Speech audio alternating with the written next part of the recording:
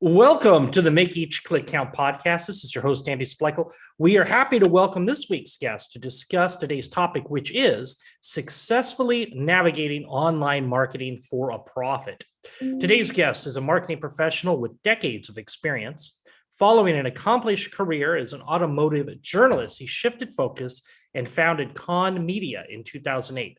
Building the innovative and fully integrated marketing firm from the ground up has given Con Media a unique insight and perspective into building brands, entrepreneurship, and what it takes for businesses of all sizes to be successful. A big welcome to Dan Con. Hi, Dan.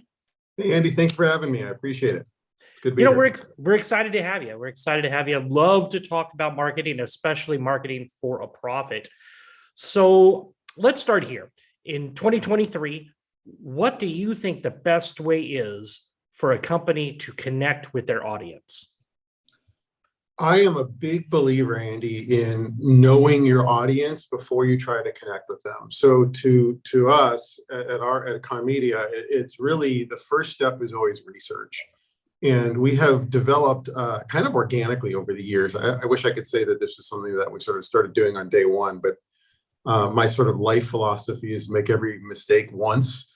And that's sort of how we grow and we learn. And one of the things with digital marketing in particular that we've learned over the years is it's pretty challenging to be successful. And by successful, I mean to make sort of meaningful connections between brands and their consumer or their audience by just sort of diving in and going for it. So historically, we'll typically spend 30 to 60 days in research mode on both kind of working with the client to understand sort of their product, their culture, their community. We also spend a lot of time looking at who their target consumer is, that consumer's behavior, what their consumer acquisition looks like, where those consumers spend their time, how they consume content, their age, their demographic, their psychographics.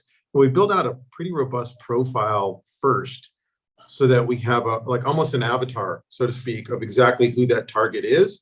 And then once we have that sort of built out, and we have a really deep understanding of who that customer is, where they live, how they shop, how they consume content, then we start picking platforms and we start kind of building out content and paid funnels.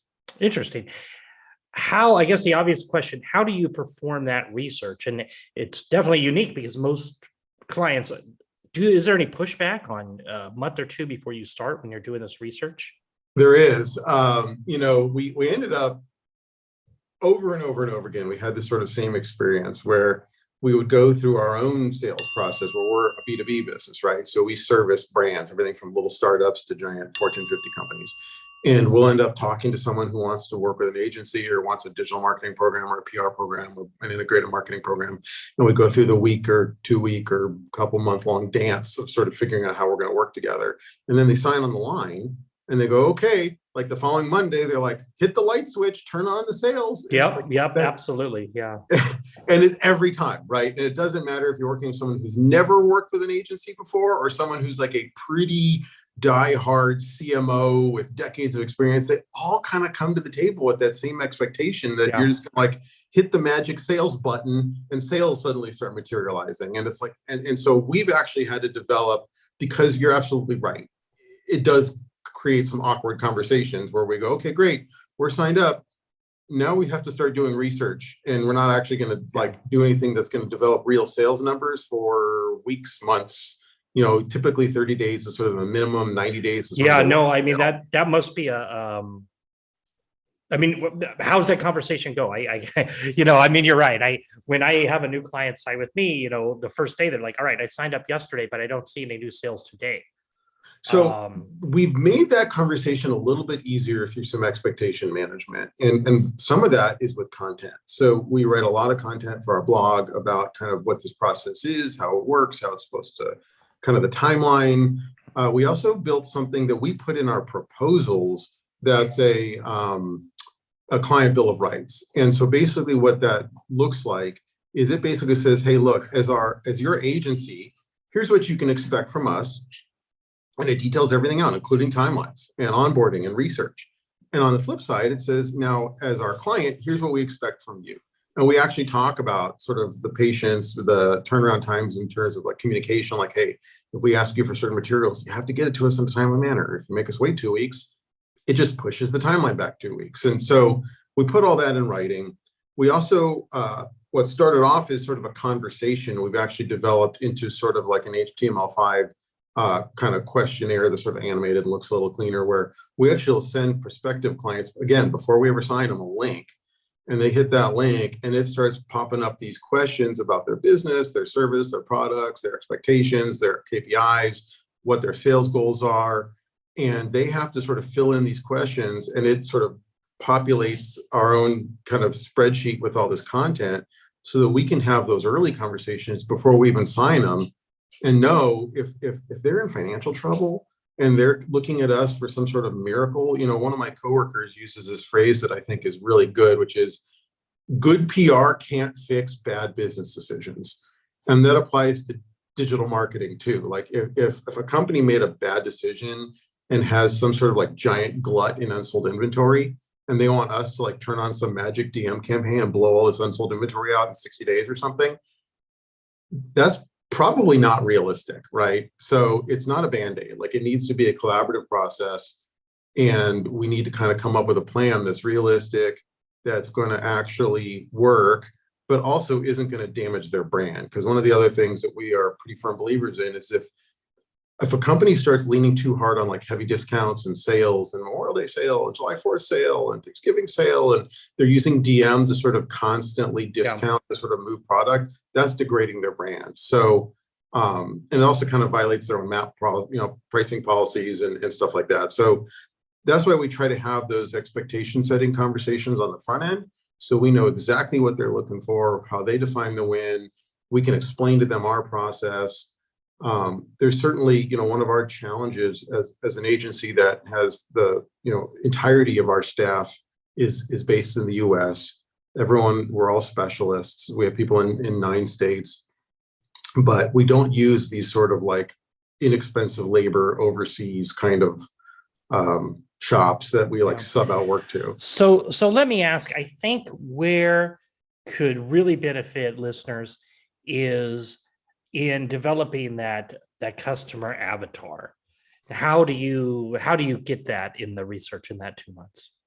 Yeah, so good question. So part of it is we have sort of a fixed sort of questionnaire that we've kind of developed over the last couple of years, which is what you would sort of expect, right? So there's a lot of questions about sort of what your distribution model looks like as a company. Are you so selling? You're asking the company this now? Yeah, so we go straight to whoever our point of contact is. Usually it's like a CMO or maybe a VP of sales.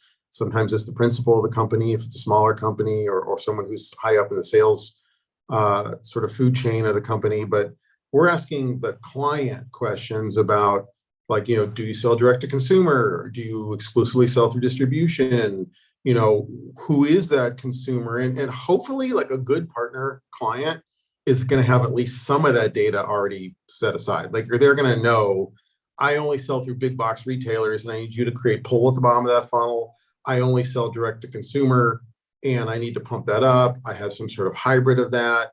And then depending on sort of their answer to that question, if they only sell through distribution, they may not have a super clear picture of who that consumer is. If they sell even a little bit through direct to consumer, obviously that gets a lot easier, because now you can start having those direct consumer conversations, and you can send them surveys, and you can actually start learning directly from your consumer, even if it's like the canary in the coal mine, and even if it's a small percentage of your total sales. It creates a lot of great opportunities to have those conversations. If they're not doing that, which half our clients don't sell direct to consumer, they sell through distribution only, we have to build out those profiles. And that's when we start doing our own market research. We have a market research team in-house. We can put together those demographic and psychographic profiles of who that target customer is. And sometimes it's very general, sometimes it's very specific. We have a client that it's the largest, they're a retailer, they sell D2C, they have print catalogs, they have a very robust online presence. They're the largest retailer of Jeep parts and accessories in the world. Well, you would think in your head, like, the Jeep customer is you probably have a vision in your head right now. All your listeners listening right now are probably thinking it's some kind of like a guy in khaki pants, and some sort of Crocodile Dundee hat driving around in his Jeep. But the reality is more than 50% of Jeep owners are women. And a lot of them are young women. And a lot of them live in urban settings. So we had to kind of figure that out the hard way, right? So we had to start figuring out who is this customer. Well, there is certainly the hardcore Jeep customer that they already knew about because that's part of their business, right? So they know how to sell to the DIY guy who spends his weekends installing a winch or installing some big off-road tires and a lift kit. They knew who that customer was. Yeah. We had to try and figure out, well, where's the other 51%? Who's that other customer? It turns out that might be a mom who likes taking her Jeep for carpool. That might be a business professional who just likes the look of driving a Jeep and lives in Chicago. So we had to figure out kind of the different subsets of who those customers were, why they ended up with that brand, what the lifestyle accessories are that they're looking for that kind of complement, the way they use their vehicle. And then we could start building out creative and content and funnels and targeting. Yeah, let's talk about that. So you've figured out who these different avatars are. The Jeep one's a great example. How are you using that, and in what channels as far as is making that creative? So it totally depends on the demo, right? So for the college age female consumer, that this is probably their first new car. This is like they want to kind of have, they're putting out a certain vibe, right? So that's why they want to have that Jeep and not a Honda Accord or something like that. That is a specific consumer. They have a specific personality profile. We're probably talking to them on TikTok. We're probably doing a fair amount of paid, feed insertion posts in Instagram. It's a lot of lifestyle content where we ended up doing a lot of photo shoots where it's, young couples at the lake. The guy's got a fishing rod in his hand. The girl's sitting in a reclining chair. There's a couple of beers in the background. The Jeep's sort of in the foreground. We're selling a lifestyle, right? And then that ad it's marketing their chair holders. It's marketing the cooler. It's marketing all these sort of lifestyle accessories. We're certainly not putting that stuff on Facebook. To the hardcore Jeep off-road customer, who's probably more like my age, is middle age, house in the suburbs, got a couple of kids, drives this thing to work, but on the weekends wants to go off-roading or use it as a tool to get to the mountain bike trail. Different demo. There's going to be a fair amount of paid search. There's going to be some YouTube pre-roll ads. That customer is doing the first group. They don't even necessarily know that there's a category of products they can buy to accessorize their Jeep. So they're not going to go looking for us or for our client because they don't know our category even exists. So we have to get into their feed to share these lifestyle images to show them that, hey, we can complement your lifestyle. Check out these cool products that actually fit what you're already doing. For that second category, which is the middle-aged guy, that's the researcher, right? So he's out there looking. He wants to buy a lift kit. He wants to know which lift kit is the best lift kit. What's the best price? What's the best ride? What's the best handling? So there's going to be paid search. He's doing research on YouTube. So we're going to have some pre-roll ads on there. He's going to look for things on Instagram. He's certainly in some Facebook groups. So we're going to be in the Facebook groups talking about it. We're going to have paid promotion on Facebook. Are we spending a lot of money targeting that guy on TikTok? Probably not. Now you make some great points. The content's unique because most agencies do not offer content creation like you do. When did you make the decision to get in and offer content creation? Day one. So we were sort of a unique situation in 2008, 15 years ago. I worked as an account director at another agency, a straight PR agency. All we did was traditional PR. And I had started my career as a journalist, and I had worked in both print and digital. And I was at some of the early automotive blogs when, I was there when the term blog was coined. So we did a fair amount of work early in my career on sort of SEO and on sort of creating digital connectivity. So when I went to the PR side and ended up pretty high up the food chain at this agency, it became very clear that you could start fostering relationships between brands and consumers through digital. And a lot of that needed to be facilitated through content. And so I wrote a business plan, presented it to ownership. He didn't feel like that was a good way for them to go. He said, no, we do PR and we're going to pitch stories to magazines. Okay. So I left and started my agency, but that was the kernel, that thing I'd done on kind of nights and weekends on my own. That business plan was what I used to build my company. So on day one, my first hire, was a videographer and a graphic designer. I have a background as a photographer, so I was doing content creation. He was doing content creation. And so as we've grown and scaled over the years, we've always had an art team. We've always had video people on staff. We've always had graphic design and photographers on staff. So you started more as the graphic designer and the content, and then moved into managing the different paid channels? Yeah, we didn't do paid for about 6 years. So in the beginning, it was organic social and content creation. And then we did do some ad creative, but it wasn't so much digital. It was honestly more print. And then we've always done PR. And, in the early days of social, 08, 09, 2010, the reality is you could build a pretty robust audience and a targeted audience organically. And so back then, as long as you had better content than the other guys, your page was going to grow faster and you were going to do more consumer acquisition that way. And it was all organic. And that was kind of the era of wine and roses. It was easy. And all of a sudden, when all these companies started doing IPOs and suddenly they had this fiduciary responsibility to shareholders to start making more and more profit, they started turning the screws on the algorithm, and it made it harder and harder and harder to connect with new audiences organically. We said, hey, well, we need to start doing more paid digital just to continue to kind of carry on with the way we've been doing business for these clients. And they're growing audiences and they're creating relationships with these consumers and they're creating brand awareness and they're driving sales.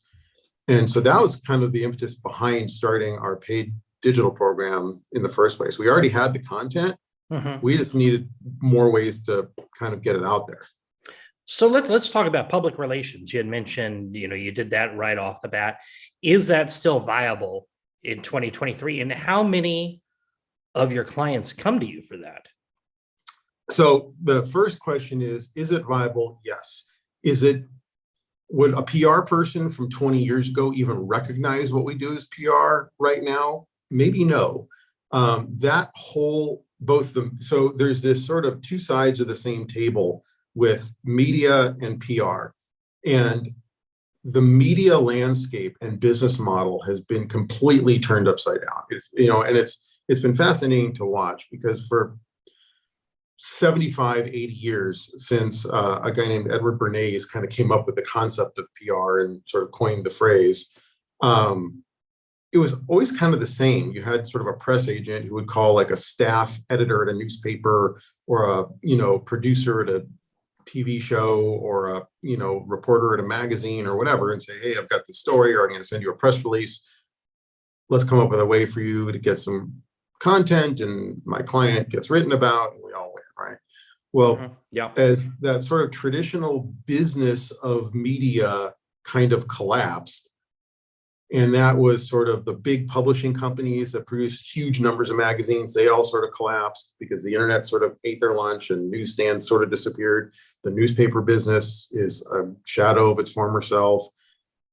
All that stuff started to kind of collapse at the same time that there was a sort of rise in independent content creators. So people like you. So you've got, millions and millions of podcasters out there creating their own content. Things like Substack, where suddenly now you can be a publisher, you can have a newsletter, you can monetize it and actually make a living. And there's actually mainstream journalists leaving the New York Times and the Wall Street Journal to start a Substack where they can actually still kind of do the same thing they're doing, but do it in an independent way, still get paid. And then obviously the most obvious example is things like YouTube and influencers and content creators on the social platforms. So for us, is PR still valuable? Absolutely. Is it a bunch of people sitting in a boiler room cranking out press releases and pitching them to magazines and newspapers? There is an element of that. I mean, we still have clients that if we get them in the Wall Street Journal, they are over the moon. And that's, by the way, a great publication. So like our New York Times or Bloomberg or the traditional media, they still exist. We still work with them. It's very relationship driven. It's super valuable, especially for more like corporate clients. So how many of your clients want the PR though? Or I guess my question is, are they looking for the content creation to manage ads, or is it looking for everything to all of them want PR? I guess that's really where I'm interested. Yeah, good question. So about 20% of our clients are straight PR only. Okay. About 20% of our clients are straight digital marketing, no PR, no organic, just paid digital funnel. And then the other 60% is both. So it's kind of a mix. And it kind of usually depends on the size of the company. That, our sweet spot for the most part are sort of mid-size, 50 to $250 million a year companies where they have enough marketing budget that they need an agency, but they're not so big that they have multiple agencies. So those are the areas where we're doing PR, we're doing content creation, we're doing digital marketing. We're kind of helping out with we're sort of like an entire marketing department, just the hallway's a little bit longer. We do have some clients like big OEM car makers and stuff like that are so big, they end up having 3, 4, 5 agencies, and they'll have one that's just doing advertising, one that just does PR, one that just does digital. So in those cases, maybe we'll only have like one task versus many. So when you're running PR, what is the goal of running PR? I guess I'm thinking, when you're running consumer ads, trying to get them to purchase, you're thinking the ROI, the ROAS. When you're doing PR for a company, are they looking to expand their brand awareness? And how are you showing profitability on that? That's a really insightful question. So the win is a little different, and we have sort of 2 types of PR clients. We have sort of the retainer clients where it's sort of an ongoing process, and then we have project clients. The project clients, it's a very defined KPI. It's usually a launch. So either we're promoting an event, we're promoting a new product. That's a very straightforward answer, because that's like, hey, we have this new widget. We need to launch the widget. We need as much.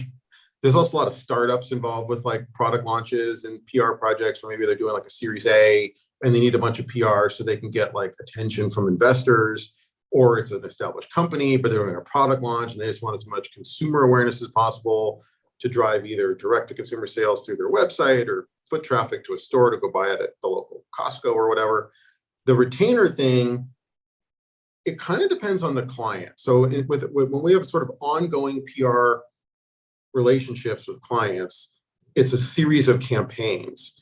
And so usually with those campaigns, we'll come up at the beginning of the year or the fiscal year, whatever their client calendar looks like, and say, okay, in the first quarter, we're going to focus on sort of general brand awareness, or this particular product that's maybe selling a little slow and we need to get awareness up, or maybe there's a crisis communications challenge where they have a recall or something like that. So it kind of depends quarter by quarter and client by client what sort of their needs are. But the overarching answer with those types of clients is they want that third-party endorsement. So the kind of the 3 sort of things that we focus on as an agency are earned media, owned media, and paid media. Paid is obviously advertising, right? Even if it's digital and PPC and funnel-based, it's all advertising, right? And then owned media is their own channels, their own social channels, their own blog, their newsletter. And then the earned media is the PR stuff. And that's basically getting other people to say how great you are. Now, if somebody wanted, they have their own business, but they can't afford an agency, where would they start? What are some action tips to try to get some of that earned media? So if they're going to try and tackle it in-house? Right, yeah. So that's actually a lot easier than it used to be if you're willing to put in the work. When I started out in PR, and this is going to make me sound really old, like media databases were printed on like paper, and you had like you had to subscribe to this like book that they would ship you once a year that was the size of a Yellow Pages, and it was like $5,000. And then you'd have this like 10-pound book, and you're like looking up the names of journalists and all that. It's so much easier now. And so, I mean, honestly, the first thing I would do is there are certainly database services you can subscribe to for a fee that'll give you access to like journalists, and you could search by subject matter. If you build sort of, whatever, if you build fidget spinners, you can look up, people who cover children's toys or whatever it is, and you can see different journalists who have different beats. Even influencers are in some of those databases. But before I would do any of that, because that's sort of that's the tactic you would take, but first you need to come up with the strategy. And to me, I always start with competitive research. So figure out who your competitor is, whether you're selling a product or a service, and you could have a little regional company that services your local community or some national product, whatever it is. Who are your competitors? And as crazy as this sounds, because it sounds super simple, go on Google and click the news tab, plug in your competitor's name, and start looking to see, or several competitors' names, and start looking to see what media outlets have covered them, what influencers have talked about them, sort of go onto the social channels and search for those competitor names, and just start figuring out and build out a spreadsheet and start figuring out, like, who are they talking about? Why are they talking about them? What angles did they use? The other thing I would do is really study the news cycle. That is a real thing. And the news cycle used to be like a week, and now it's a couple of hours, where just the velocity of content coming at people is so intense that if you can find either a person, whether it's a reporter or an influencer, that's sort of open to covering your type of product or service, reach out to them. Say, hey, I have something similar. I saw you wrote an article a couple of weeks ago about this fidget spinner. I make fidget spinners too, but they're better fidget spinners. Here's why. Can I send you one? Do you want to So talk it sounds like it's a numbers game a lot, right? Yeah, I mean, you're not It's going to get a sales. response from every person. Yeah, there is an element of that. And so the part of it is a numbers game. It's really building relationships. It's making calls. It's getting enough kind of lines in the water that you're eventually going to get a nibble. The other part of it is absolutely understanding how the media cycle works. And that's figuring out, like, on the PR side, the conversation I've had the most over the years with potential, like, people who come to me and say, I need help trying to figure out how to do PR myself for hiring an agency or whatever, is everybody thinks that their own story is inherently interesting. And I hate to say it, like, a lot of conversation I have all the time is someone's like, hey, our company's having our 5-year anniversary. So, like, we're thinking about putting out a press release and putting it on the newswire. Like, what do you think? And the tough answer is nobody cares. Like, the only person who cares about your anniversary is you. And if you're just saying, hey, my product exists because it's a product and it exists, and my name's Bob and I make great products, again, maybe your spouse cares. Nobody else cares. You have to give them a reason to care.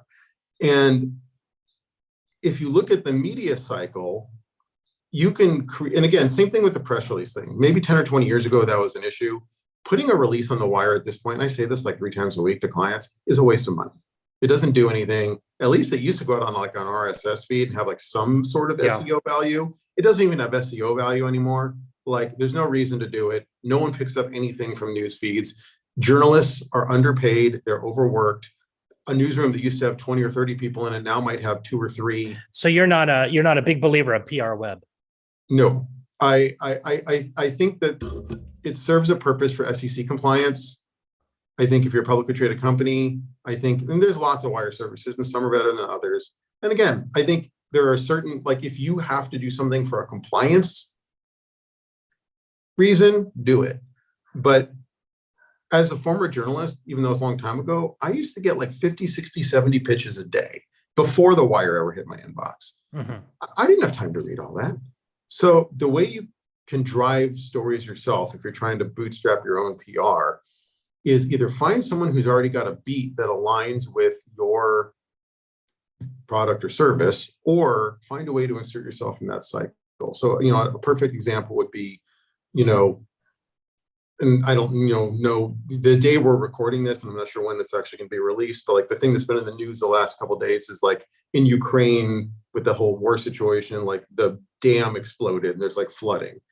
Well, if you run a series of like ServPro franchises and you do flood mitigation and flood cleanup, and that's your business, that's a news angle. You can call the local news, even if you're not in the Ukraine. You could be in Louisiana, or you could be in Texas, and you could say, hey, we feel so bad about these people that are going through this thing on the other side of the planet.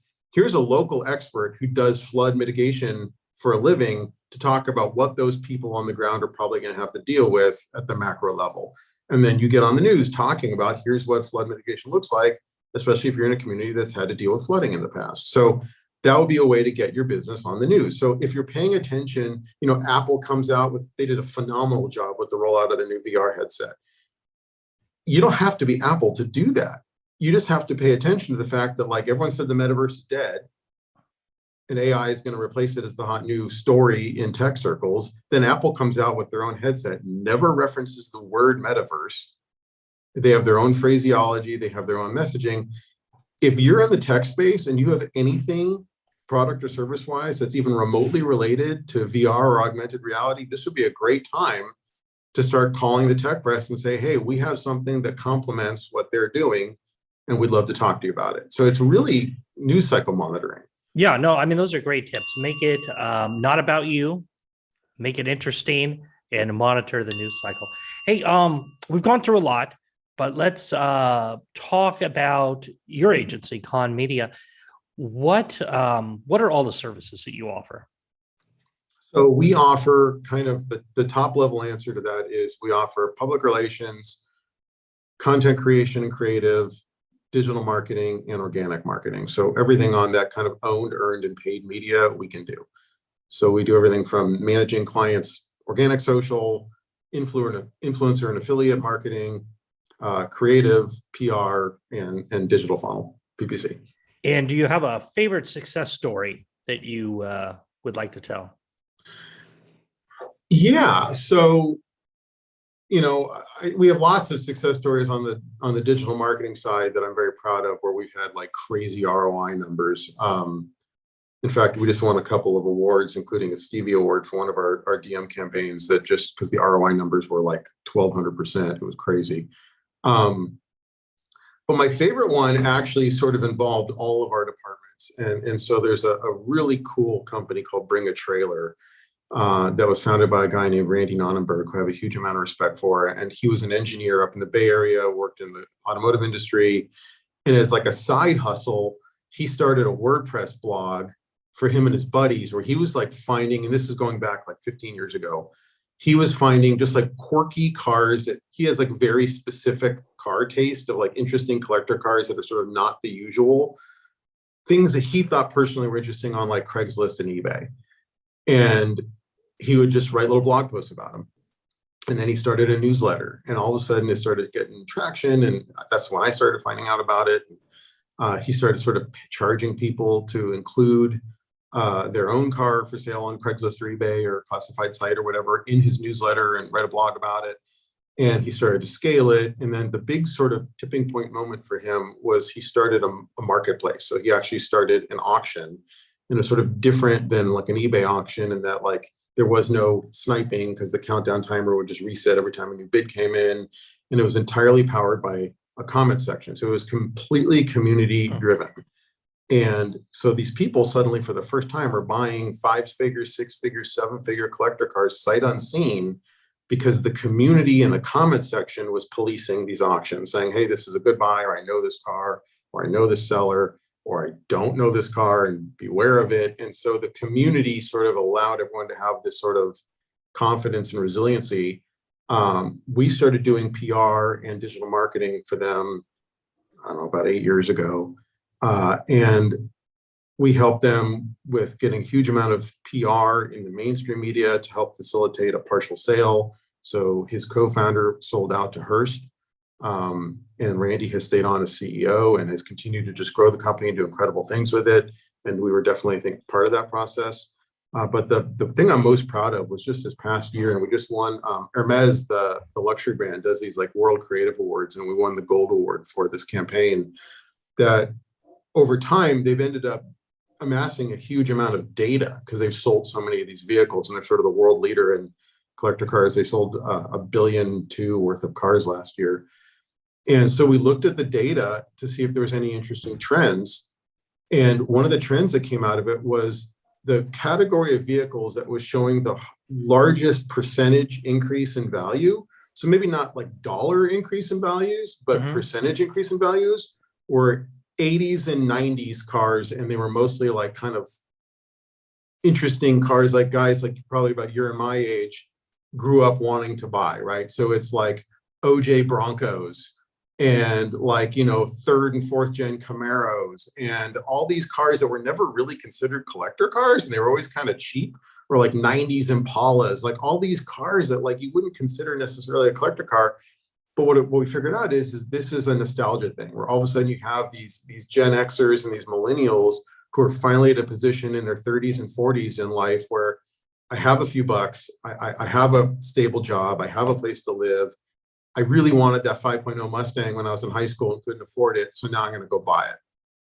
And the way we built a campaign around that was, beyond doing a digital marketing campaign, our creative team built out a press kit that was a physical box like they used to do in the 80s and 90s. And when you opened it, we had all the digital imagery that we used to illustrate it. turned from digital images into slide film and chromes, and we put those in the box. We got Oakley to recommission frog skins, which were those like late 80s, early 90s kind of rainbow sunglasses with VAT on them, put those in the box. And then the entire press kit looked like the actual physical press kit was a cassette tape, and it had a USB tab on the end of the cassette tape. So everything was on brand, on theme, 80s and 90s, and then we snail mailed it to the media. And the resulting coverage was unbelievable. I mean, it was in Bloomberg and the New York Times and a bunch of stuff. So it was kind of a cool hybrid of our creative team, our DM team, and our PR team kind of all working together to come up with something really cool. Nice. And what were the results? How did the company end up growing based on that? So they had a record sales year, by far, a huge record sales year. It was up like 20%. They had record close rates on their auctions. They had record total sales. They had a huge amount of influx in traffic as a result of the media coverage. So in general, it was kind of across the board considered a pretty big win. So we were really excited about that. And how does your fee structure work at Con Media? So for everything except digital marketing, we just have an hourly rate.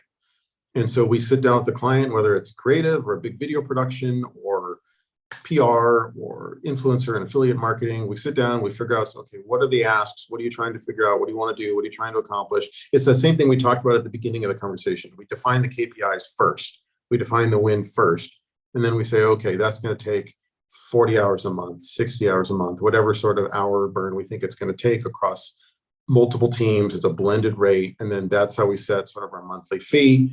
And then as we go, occasionally we'll have to adjust it up or down based on sort of workload. On the digital marketing side, we always sort of price that out separately because it's mostly pass-through costs. We do charge kind of an onboarding fee because, like I talked about at the beginning, the research phase is very time intensive. So that's kind of part of an onboarding fee where we're sort of doing all the consumer research, all the market research, building out all the campaigns, building out the funnels, doing all the A/B testing, all of that sort of on the front end. And so we do have like a startup fee. And then after that, it's just pass-through costs. So we just mark everything up, so they give us their total spend. We take a percentage as commission. And then that's how we get paid month after month. And how can an interested listener learn more about working with you? They can reach out. Our website is KAHN conmedia.com. You can look me up on LinkedIn. I've got a pretty robust presence on there, including a lot of thought leadership stuff. And I write a lot about digital marketing on there. Again, it's Dan Kahn, or they can just reach out to us directly. Well, this has been great. Is there anything else you'd like to add before we wrap it up today?